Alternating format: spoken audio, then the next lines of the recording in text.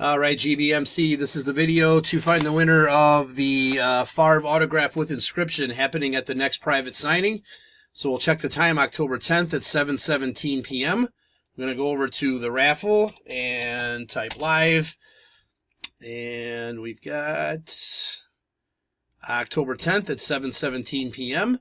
There's the list of our 10 entries. We're just going to randomize your names, and then whoever comes out on top after the final roll is our winner.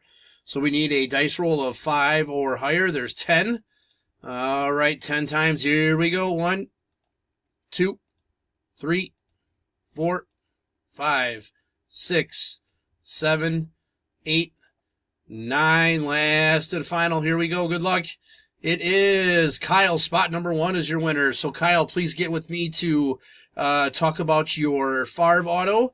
There is our verification code, our timestamp, once again, October 10th, 7:18 p.m. That's it, guys. Thanks.